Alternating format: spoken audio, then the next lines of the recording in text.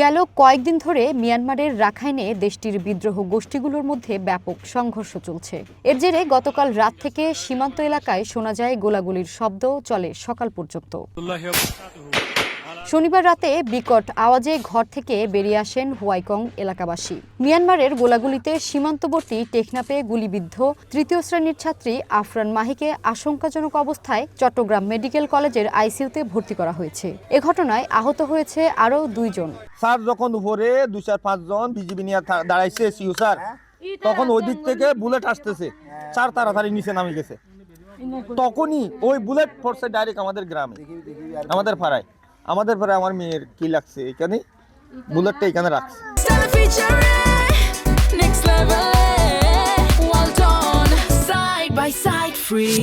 আমরা চাই ভাই আমাদের দেশের নিরাপত্তা চাই আমরা, কারণ আমরা বর্ডার সাইডে যারা আছে তারা কিন্তু আমরা এক মিনিটের জন্য আমরা নিরাপদ না। আপনি একদিন বলবেন, আমি বলবো 1 মিনিটের জন্য আমরা নিরাপদ না, কারণ আমরা বর্ডার সাইডে যারা বসবাস করি তারা জানি কিন্তু আমাদের থেকে বর্ডার কিন্তু অনেক দূরে। তারা যে সামরিক বাহিনী মায়ানমার সামরিক বাহিনী যে আমাদের দেশে এসে গুলি করতেছে, তারা এই সাহস কোথায় পায় তারা? সকাল 8:45-এ গুলিবিদ্ধ হয়েছে, ঠিক আছে। ওরা ওখান থেকে ওই যে ওদের MSF কুতুপালংয়ে ওখানে নিছে, হ্যাঁ, নেওয়ার পরে ওখানে প্রাথমিক ট্রিটমেন্টটা করে ওরা এখানে আনছে। এখানে আনার পরে আমরা ওদেরকে প্রথমে 4:30টার দিকে পাইছি, তারপর আমরা তাড়াতাড়ি আমাদের ইমার্জেন্সিতে পাঠাইছি, মানে যেখানে আইসিইউ আছে সেখানে পাঠাইছি। এ ঘটনার পর ক্ষুব্ধ ও আতঙ্কিত স্থানীয়রা সড়কে নেমে বিক্ষোভ করে। সীমান্তে নিরাপত্তা জোরদার সহ কার্যকর ব্যবস্থা গ্রহণের দাবি জানান তারা। প্রশাসন বলেন, দেশের সরকার বলেন, যারা আছে ঊর্ধ্বতন কর্মকর্তা, তাদের কাছে এলাকাবাসী চাই শুধু একটু নিরাপদে যাতে রাতে একটু ঘুমাতে পারে।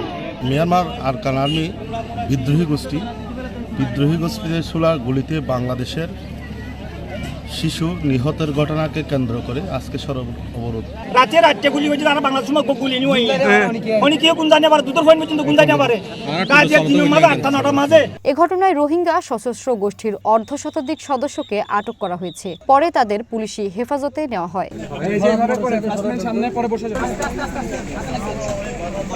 এদিকে সীমান্ত এলাকায় নিরাপত্তা জোরদার করেছে বিজিবি ও সেনাবাহিনী। আমরা এখন এখানে অবশ্যই খুব সতর্ক অবস্থানে আছি। আমরা এখান থেকে যারা বিভিন্ন সন্ত্রাসী গ্রুপ যারা ওইখানে অরাজকতা তৈরি করছে, তার এখন আমরা কিছু লোককে ধরছি, আরো অপারেশন চলমান আছে। সীমান্তবর্তী বাসিন্দাদের নিরাপদ দূরত্বে অবস্থান করে সতর্ক থাকার আহ্বান জানিয়েছে প্রশাসন। ভূমি সারথী, ওয়ান ন্যাশনাল ডেস্ক।